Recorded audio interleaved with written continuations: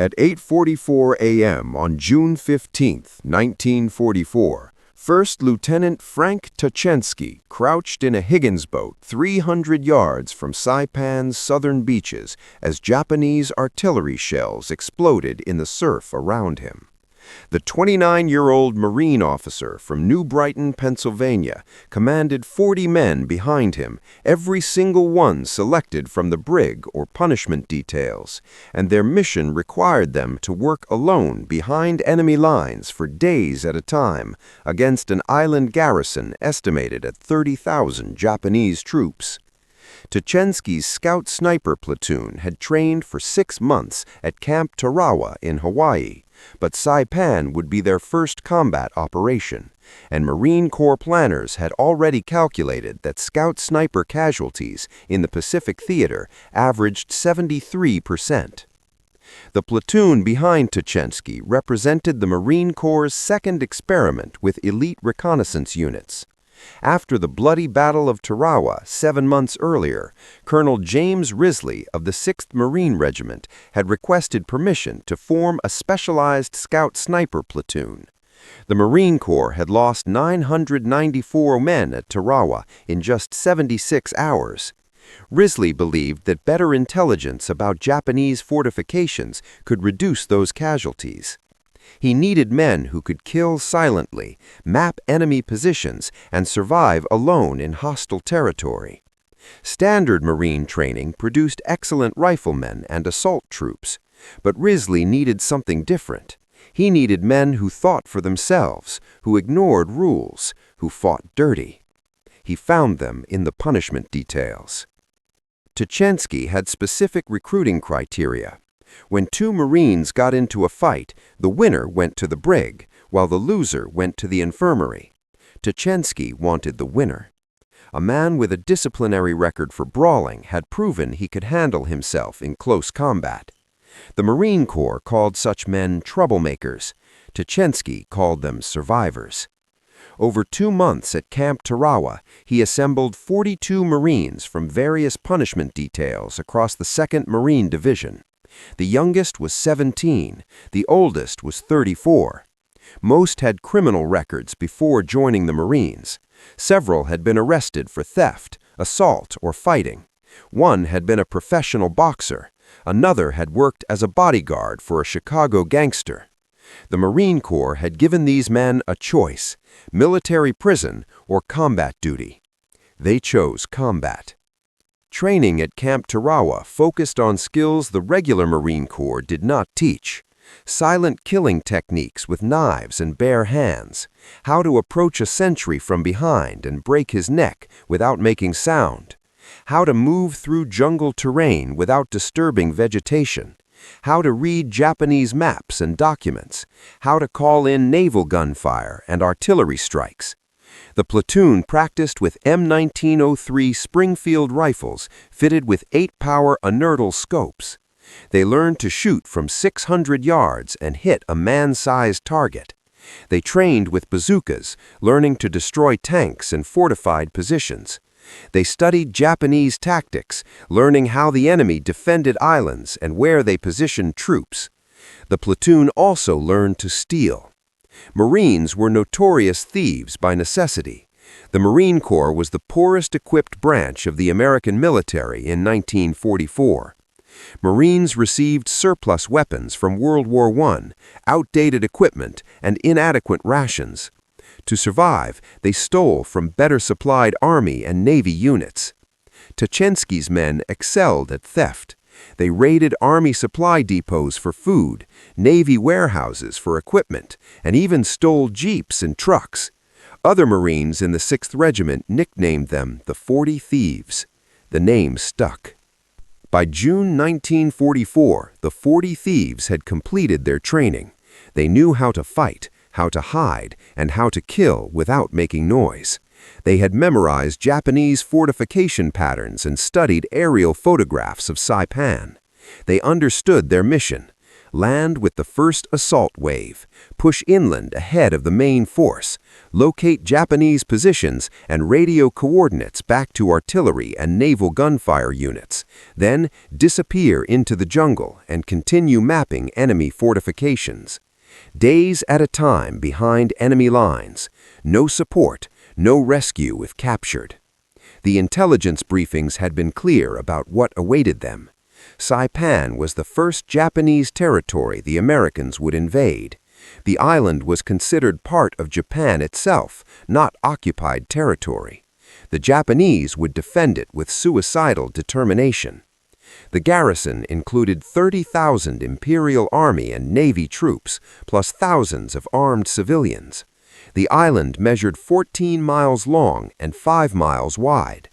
Mount Tapochau rose 1,500 feet in the center, providing the Japanese with observation posts overlooking every beach. The Japanese had built concrete pillboxes, interconnected trenches, and underground bunkers throughout the island. They had registered every beach and valley for artillery and mortar fire. American casualties were expected to exceed 50%. The Higgins boat's ramp dropped into chest-deep water. Tachsky led his men forward through the surf as machine gun fire kicked up spray around them. They reached the beach at 8:47 a.m. Japanese mortars began landing among the assault waves. Men died in the surf and in the sand at the seawall. Tachsky's platoon moved inland fast. Their orders were simple: keep moving, find the Japanese, radio their positions, stay alive. By 9:30 a.m., they had pushed 300 yards inland, farther than any other Marine unit on the beach. They found themselves alone in enemy territory, with 30,000 Japanese soldiers somewhere in the jungle ahead. Night would fall in 9 hours. That was when their real mission would begin. The 40 thieves moved through dense jungle growth 50 yards apart, maintaining visual contact through hand signals Tachsky had developed during training. Standard Marine tactics called for units to stay together, advance in formation, and maintain radio contact with command. Tachsky's orders were different. His platoon would operate independently, reporting enemy positions but making their own tactical decisions. No other Marine unit on Saipan had that authority. At 10:15 a.m., Sergeant Bill Canopy spotted the first Japanese position, a concrete pillbox built into the side of a ridge with interlocking fields of fire covering the valley below, where the 2nd Marine Division would advance later that afternoon. The pillbox housed a Type 92 heavy machine gun with a crew of 7. The Japanese had camouflaged the position with vegetation and positioned it to remain invisible from the beach. Marine assault units advancing through the valley would walk directly into the kill zone. Tachsky's map showed 3 possible routes for the Marine advance. The Japanese machine gun covered all 3. Taking out the position would save dozens, possibly hundreds of Marine lives. But attacking it would reveal the 40 thieves' position and compromise their reconnaissance mission. Tachsky made the decision in 30 seconds. The platoon had carried a bazooka specifically for situations like this. Private Marvin Stromberg positioned himself 80 yards from the pillbox, while the rest of the platoon provided security. At 10:32 a.m., Stromberg fired 1 round. The rocket hit the pillbox's firing slit and detonated inside. The explosion killed the entire Japanese crew instantly. Before the smoke cleared, Tachsky's platoon had already moved 300 yards deeper into the jungle. They left no trace of their presence except the destroyed pillbox. When 2nd Marine Division units advanced through the valley 4 hours later, they encountered no machine gun fire from that ridge. By noon, the 40 thieves had identified and mapped 17 Japanese positions, 8 machine gun nests, 4 mortar pits, 3 artillery observation posts, and 2 ammunition storage areas. Tachsky radioed the coordinates back to regimental headquarters using encoded transmission protocols. Within 20 minutes, naval gunfire from destroyers offshore began hitting the targets. The 40 Thieves watched from concealed positions as 5-inch shells demolished Japanese fortifications they had marked 30 minutes earlier. This was their mission: find the enemy, mark them for destruction, and move on before the Japanese realized what was happening. The platoon's advance carried them 2 miles inland by early afternoon, well ahead of any other American unit. They moved through terrain the Marines would not reach for 3 more days. Every 100 yards revealed new Japanese positions. The island was more heavily fortified than intelligence had estimated. Tachsky counted over 200 enemy soldiers in one valley alone, dug into positions that would take days of frontal assault to capture. But with accurate coordinates, naval gunfire could destroy those positions in minutes. The 40 Thieves were changing how the Marine Corps fought. At 4:30 p.m., the platoon discovered something unexpected: a Japanese tank battalion staging area. 37 Type 97 medium tanks sat under camouflage netting in a grove north of Charan-Kanoa. Marine intelligence had estimated the Japanese possessed maybe a dozen tanks on Saipan. The 40 Thieves had just found 3 times that number in one location. The tanks represented the most serious threat to the American beachhead. Japanese doctrine called for mass tank attacks at night when American naval gunfire would be less effective. If these 37 tanks attacked the beach after dark, they could potentially break through Marine lines and reach the vulnerable supply areas. Tachsky immediately radioed the coordinates. The response from headquarters came back within 8 minutes. Naval gunfire was already engaged, supporting Marine units pinned down near the beach. Airstrikes were committed to other targets. Artillery was still being unloaded from ships. No assets were available to hit the tank battalion for at least 4 hours. By then, it would be dark, and the tanks would likely have moved. Tachsky looked at the 37 tanks and made a calculation. His platoon carried 6 bazookas, 6 rounds per bazooka, 36 rockets total, 37 tanks. The math was almost perfect. The decision violated every tactical principle the Marine Corps taught.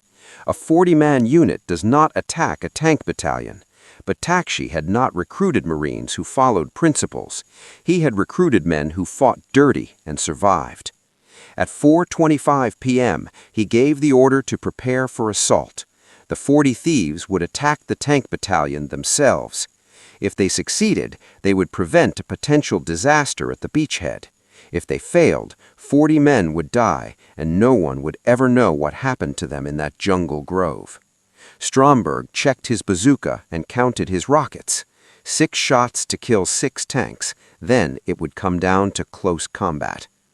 Tachsky positioned his 6 bazooka teams in a semicircle around the tank staging area, spacing them 40 yards apart to maximize coverage. Each team consisted of a shooter and a loader. The plan was simple: hit as many tanks as possible in the first 30 seconds, then withdraw into the jungle before Japanese infantry could respond. The Marines knew they would not destroy all 37 tanks, but even disabling 10 or 15 would significantly reduce the threat to the beachhead. At 4:25 p.m., as the teams moved into position, something changed. The Japanese tanks started their engines. The sound of 37 diesel engines roaring to life simultaneously echoed through the jungle. Japanese tank crews emerged from camouflage dugouts and climbed onto their vehicles. Officers shouted orders. Infantry units began forming up around the tanks. This was not a repositioning movement. This was preparation for attack. Tachsky checked his watch. 4:28 p.m. Sunset was 7:12 p.m. The Japanese were preparing for a dusk assault, earlier than Marine intelligence had predicted. The entire enemy force was now alert and organizing for combat. The window for a surprise attack had closed. Tachsky made a new decision. His platoon would shadow the tank battalion and report its movements. Attacking now would accomplish nothing, except getting his men killed. But tracking the tanks and providing real-time coordinates would allow Marine units at the beach to prepare defenses. He radioed headquarters with updated information. Enemy tank battalion mobilizing for attack. Estimated time of arrival at American lines between 7 and 8 p.m. The response came back immediately. Maintain observation. Do not engage. Continue reporting. The tank battalion began moving at 5:07 p.m. They advanced in 2 columns along parallel routes toward the coast. Japanese infantry moved alongside the tanks, approximately 1,000 soldiers total. This was a major assault, not a probing attack. The Japanese intended to break through Marine lines and reach the beaches before nightfall. If they succeeded, they could destroy supply dumps, artillery positions, and command posts. The entire American invasion could collapse in a single evening. The 40 Thieves followed the enemy formation, staying 200 yards to the flank and using jungle cover for concealment. Every 10 minutes, Tachsky radioed updated coordinates showing the enemy's position and direction of movement. Marine units at the beach began repositioning to meet the threat. Bazookas were distributed to frontline units. Sherman tanks from the 2nd Marine Tank Battalion moved forward. Artillery batteries adjusted their aim points. The entire 2nd Marine Division prepared to receive a mass tank attack. At 6:15 p.m., approximately 1 mile from the beach, the Japanese formation halted. Officers gathered for a conference. Tachsky observed them through binoculars from 300 yards away. The Japanese were arguing about something. One officer pointed toward the coast, another gestured toward the north. A third officer unrolled a map. The conference lasted 11 minutes. Finally, the officers returned to their units, and the formation changed direction. Instead of continuing straight toward the beach, the tanks turned north. The maneuver surprised Tachsky. Marine intelligence maps showed no valuable targets in that direction. The area was mostly jungle and rough terrain, but the Japanese clearly had a specific objective. The formation advanced another mile north, then turned west again toward the coast. By 7:05 p.m., as the sun touched the horizon, Tachsky understood their plan. The Japanese were not attacking the main beachhead. They were targeting the gap between the 2nd Marine Division and 4th Marine Division. A successful breakthrough there would split the American forces in half.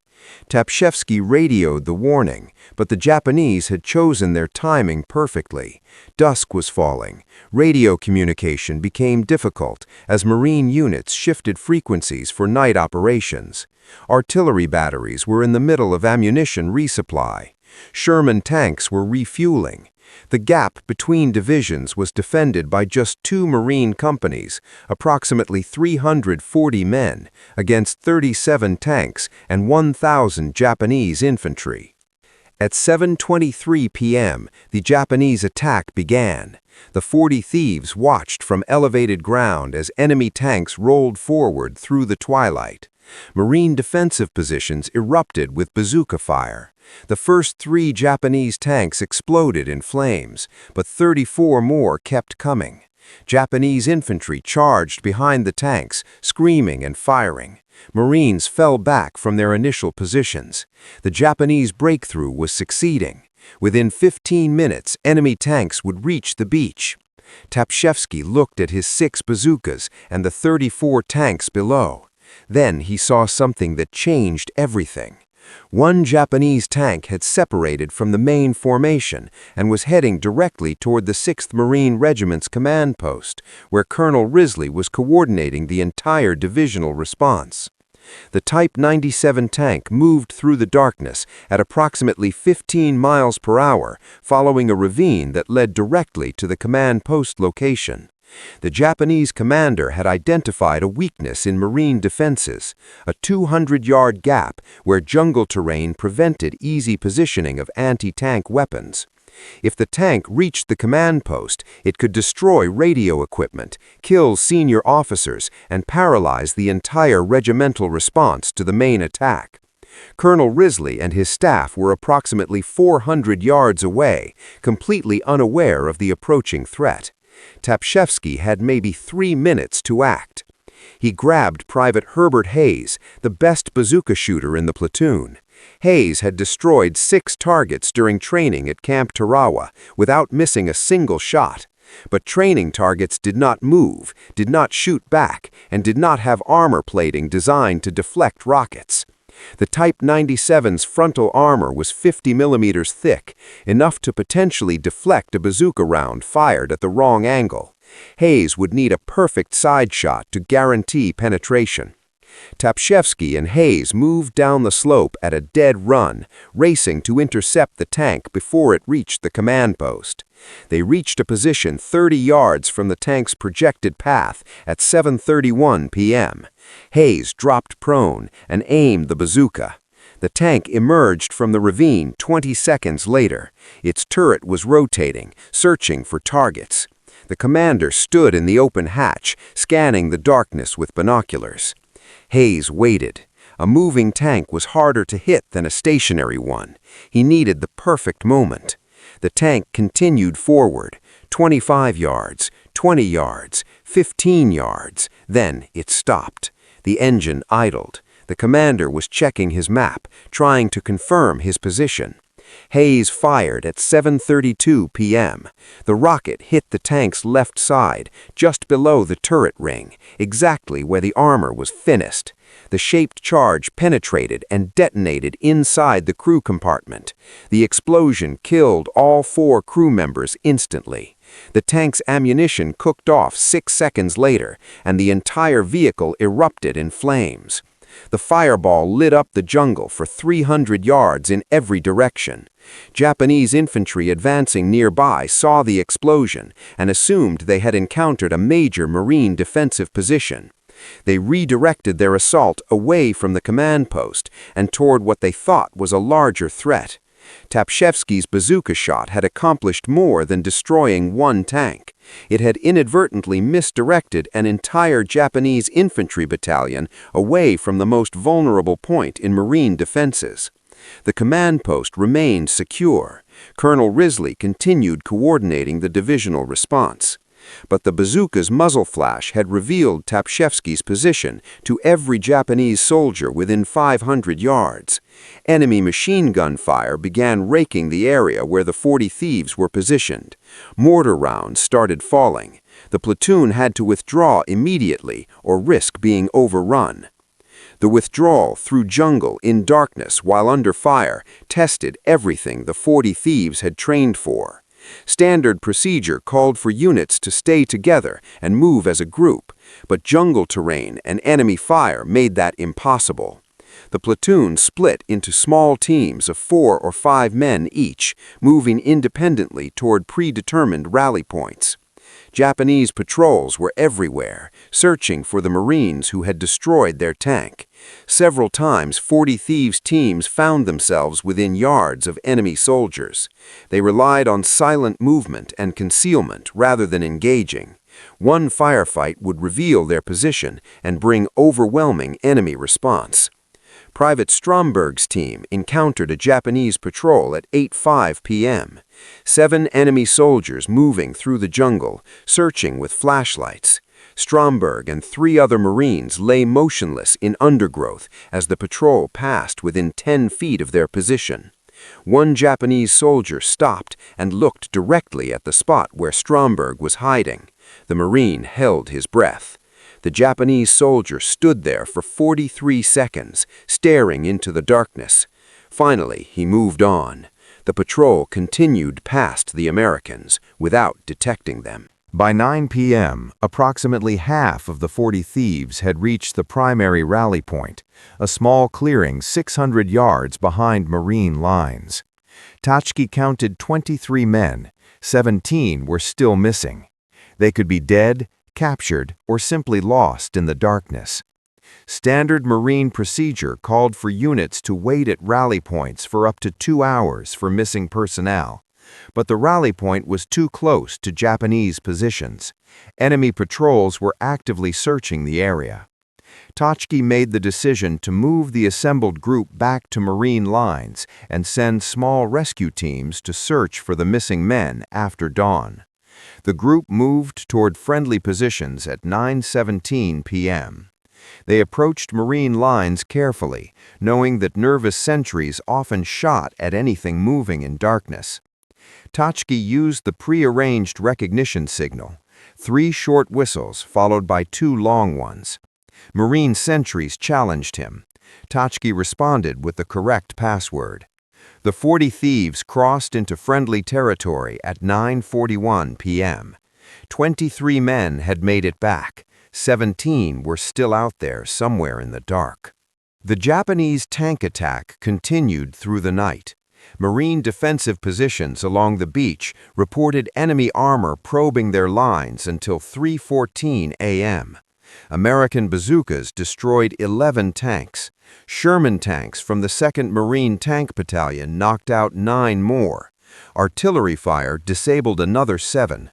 By dawn on June 16th, the Japanese had lost 27 of their 37 tanks. The attack had failed, but it had cost the Marines heavily. The 2nd Battalion's 6th Marines reported 78 casualties. Company F of the 2nd Marines had 19 killed or wounded. The gap between divisions had held, but barely. Tachsky assembled search teams at first light.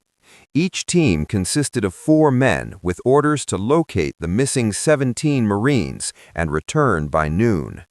The teams moved back into the jungle at 6:30 a.m., retracing the platoon's route from the previous evening. They found the first body at 7:05 a.m. Private Donald Evans had been shot twice in the chest, probably during the withdrawal under fire. He had died instantly. His dog tags were missing. The Japanese often collected American dog tags as trophies. The team buried Evans in a shallow grave marked with his rifle and helmet. The second team found 3 more bodies at 8:20 a.m. These Marines had been captured alive, then executed. Their hands were tied behind their backs. They had been bayoneted.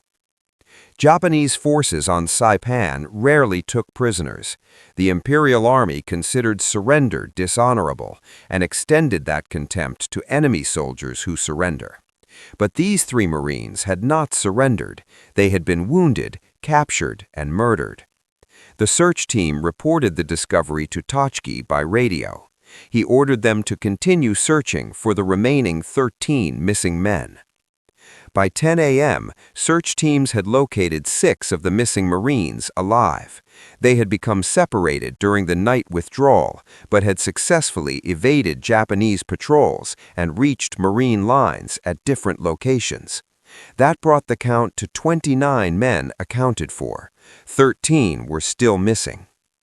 At 11:15 a.m., one of the search teams made radio contact.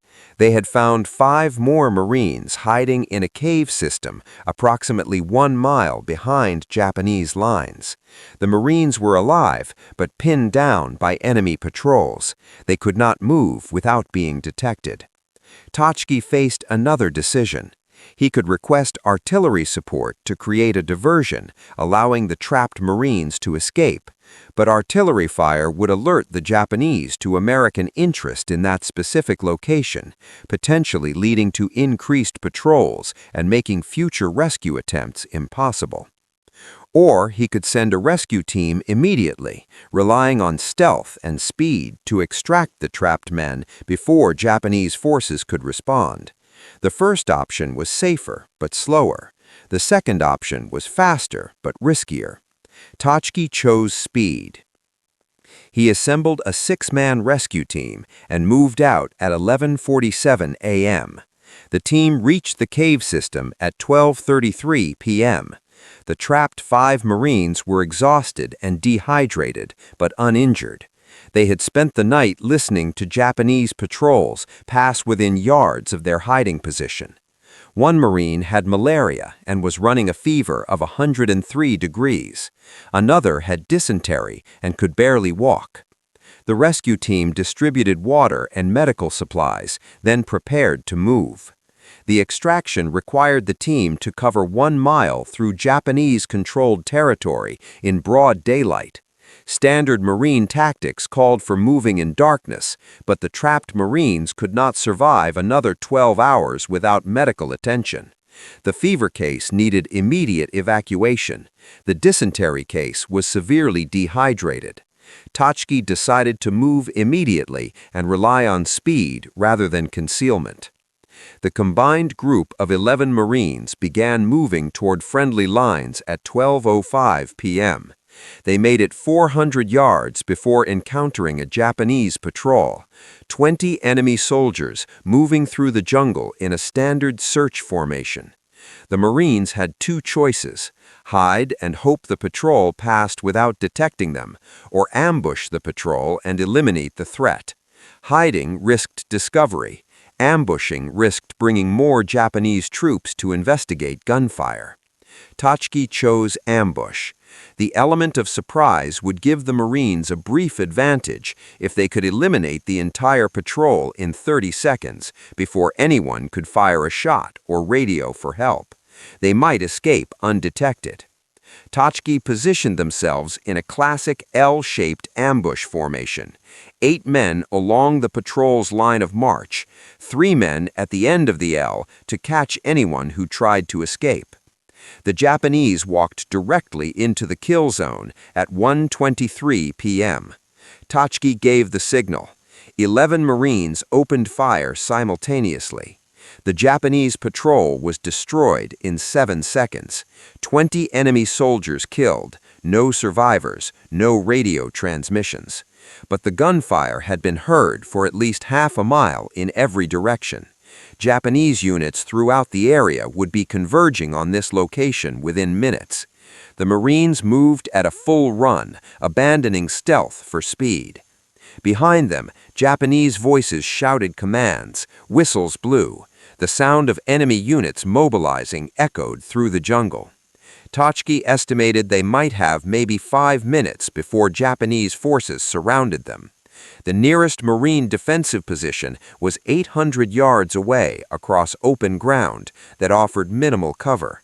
Running that distance while carrying 2 sick Marines would take at least 12 minutes. The mathematics were clear. The Japanese would catch them before they reached safety. At 1:29 p.m., the Marines encountered an unexpected problem. The terrain ahead dropped into a steep ravine 40 feet deep with near vertical sides. Going around would add 15 minutes to their route.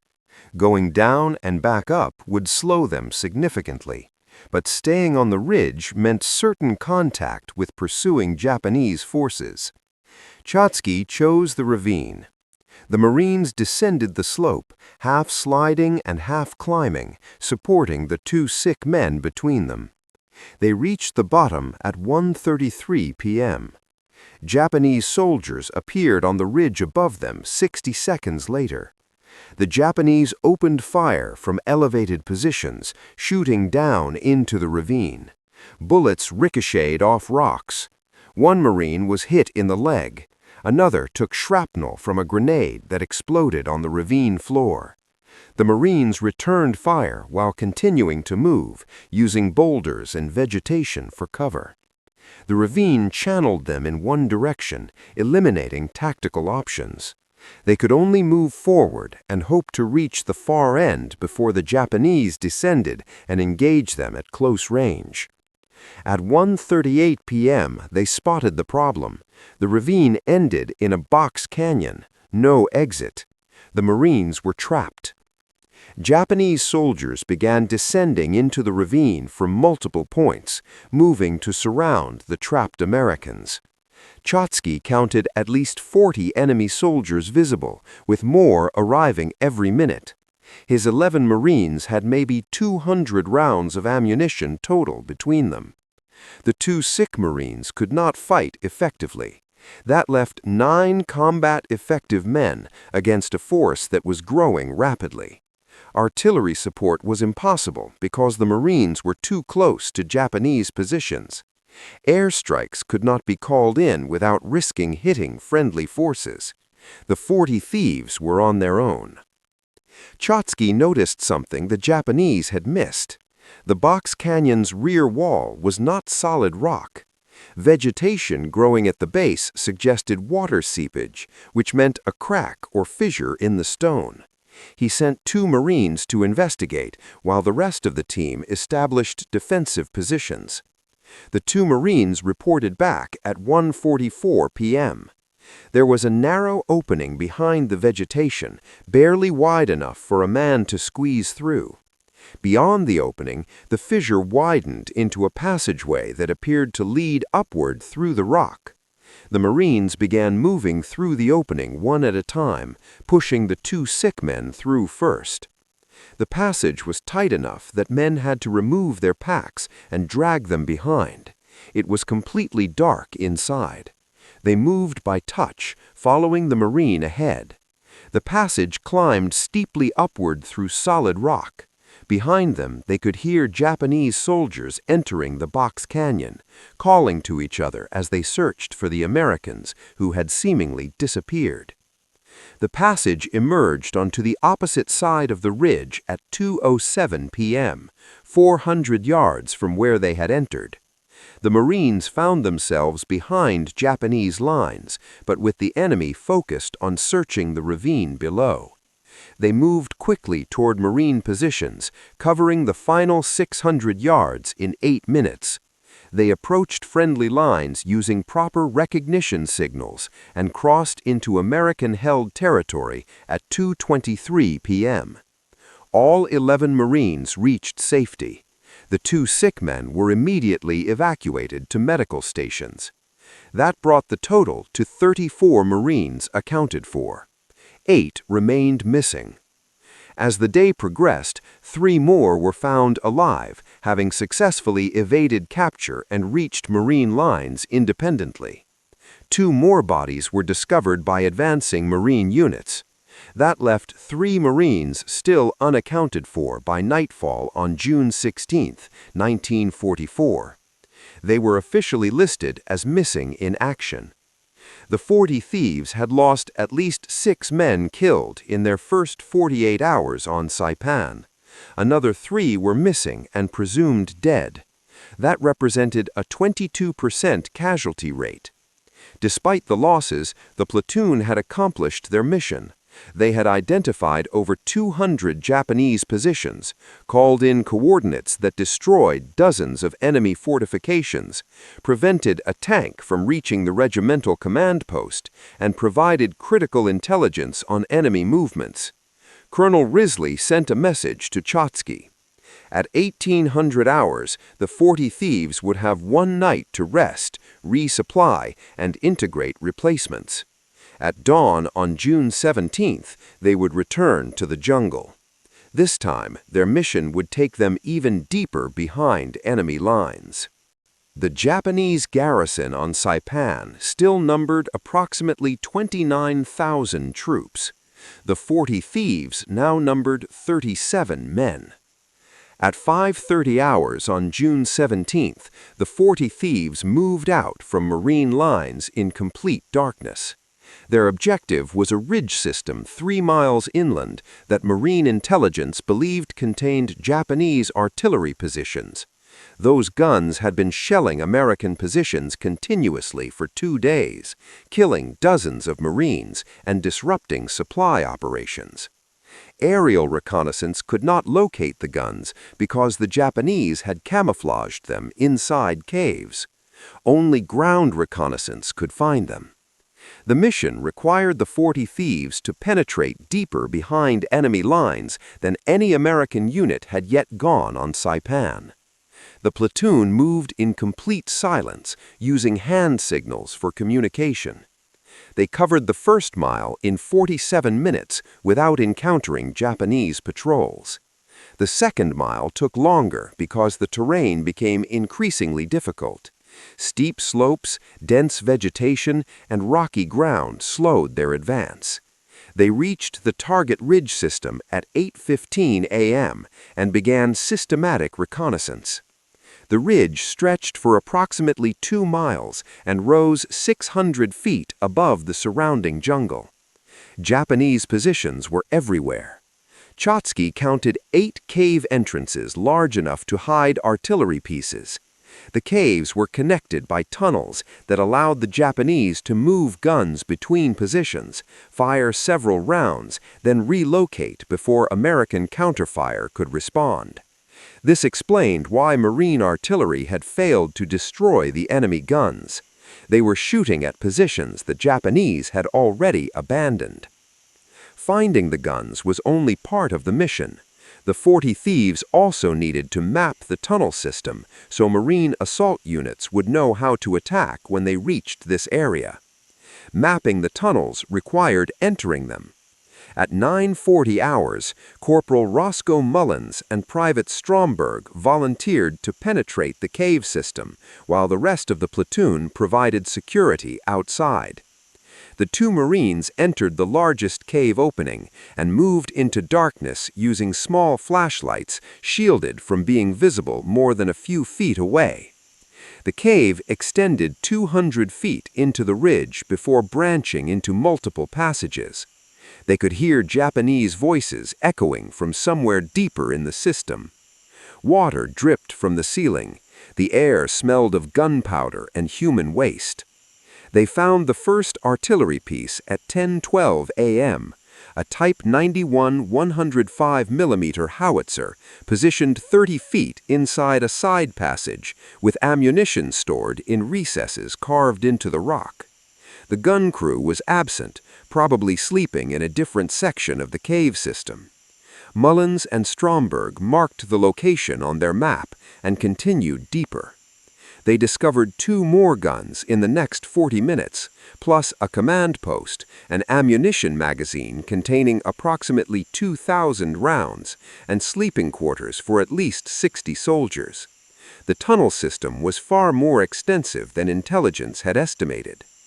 At 11:03 hours, they heard Japanese soldiers approaching.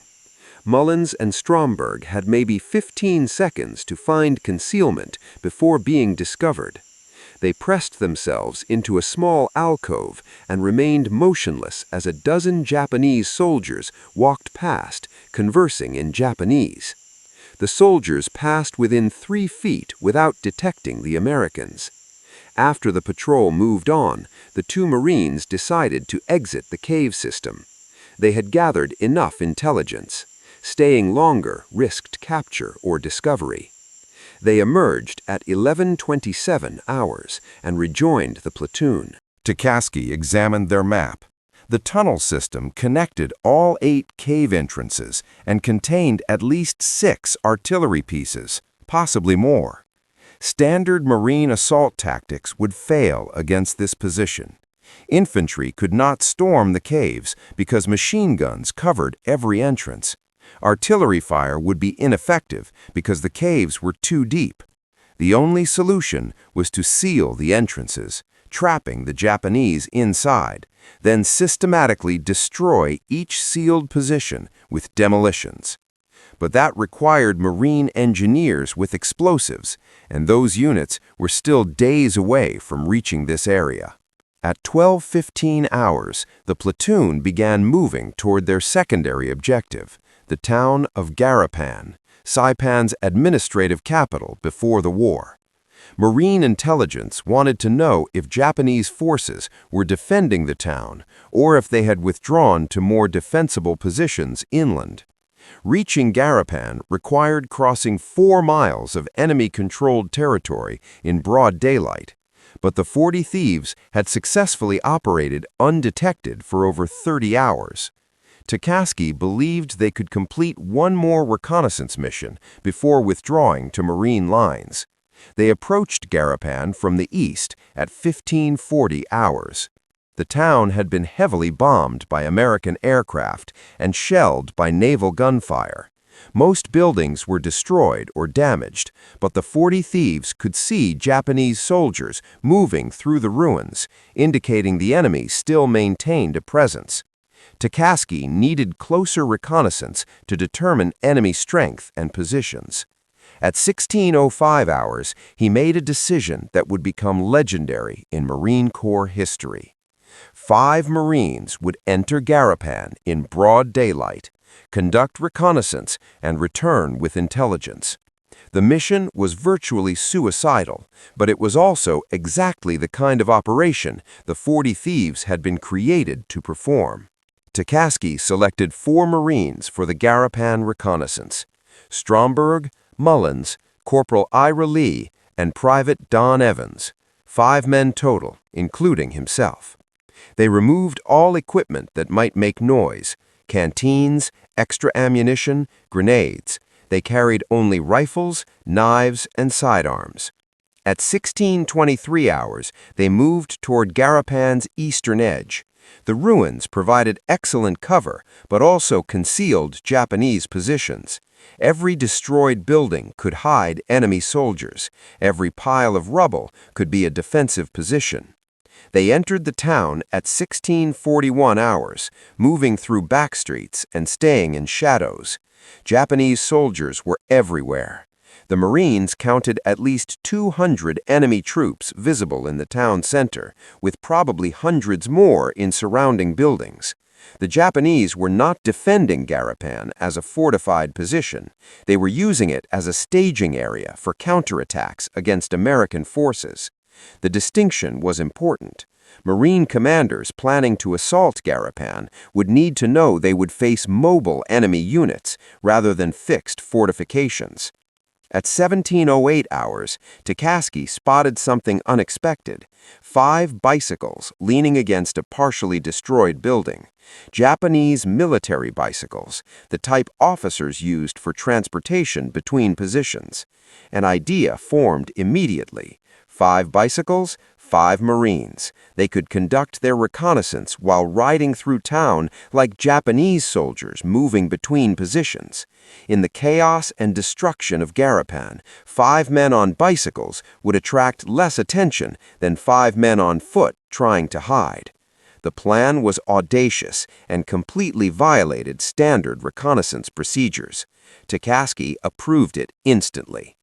The Marines took the bicycles and began riding through Garapan at 17:15 hours. They moved casually, not trying to hide, just 5 soldiers on bicycles navigating through ruins. Japanese troops ignored them. Some waved, others shouted greetings in Japanese that the Marines did not understand, but acknowledged with hand gestures. For 43 minutes, the 40 Thieves rode through the enemy capital, mapping positions, counting troops, and identifying supply dumps. They passed within yards of Japanese officers who never suspected the Americans riding bicycles were enemy reconnaissance. At 17:58 hours, they completed their circuit through Garapan and exited the town, heading north. They continued riding the bicycles for another mile before abandoning them and moving back into the jungle. The reconnaissance had provided detailed intelligence on enemy dispositions throughout Garapan. Marine commanders would now know exactly where Japanese forces were concentrated when they eventually assaulted the town. The 40 Thieves reached Marine lines at 19:32 hours. They had been behind enemy lines for 14 hours and penetrated deeper into Japanese territory than any other American unit. Over the next 3 weeks, the 40 Thieves continued similar missions. They mapped enemy positions throughout Saipan's interior, called in coordinates for artillery strikes, ambushed Japanese patrols, and provided intelligence that saved countless Marine lives. They witnessed Japanese atrocities: civilians forced to jump from cliffs rather than surrender, wounded Marines used as bait for ambushes, prisoners executed. The platoon operated in small teams, sometimes for days without contact with Marine units. They suffered from malaria, dysentery, heat exhaustion, and tropical diseases. They ran out of food and stole from Japanese supply dumps. They ran out of water and drank from contaminated streams. By July 9th, when Saipan was declared secure, the 40 Thieves had lost 12 men killed and 9 wounded. That represented a 56% casualty rate, below the 73% average for scout sniper units, but still devastating. The survivors were physically and mentally exhausted. Most had lost 30 to 40 pounds. Several had malaria fevers. All had seen things that would haunt them for the rest of their lives. But they had accomplished their mission. Marine commanders estimated the 40 Thieves reconnaissance work had reduced overall Marine casualties by at least 15%, potentially saving 2,000 lives. The platoon would go on to fight at Tinian in July 1944, then return to Saipan for mopping up operations. After the war, most members struggled with what would later be recognized as post-traumatic stress disorder. Many had recurring nightmares. Some turned to alcohol. Several could not maintain civilian employment or personal relationships. The psychological cost of their service was never officially recognized or treated. Frank Tachsky returned to civilian life and became mayor of Sturgeon Bay, Wisconsin. He never spoke about the war. His son, Joseph, only learned about the 40 Thieves after finding his father's footlocker following his death in 2011. The story of the platoon that had changed Marine Corps tactics remained largely unknown for 66 years. The Scout Sniper Platoon of the 6th Marine Regiment was one of the first elite special operations units in American military history. Their tactics of deep reconnaissance, silent killing, and independent operations behind enemy lines would influence the development of modern Special Forces units, including Navy SEALs and Marine Force Recon. They proved that small, highly trained units could accomplish missions that entire battalions could not.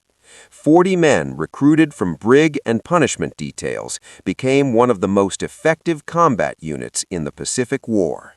The Marines who called them criminals were wrong. They were warriors.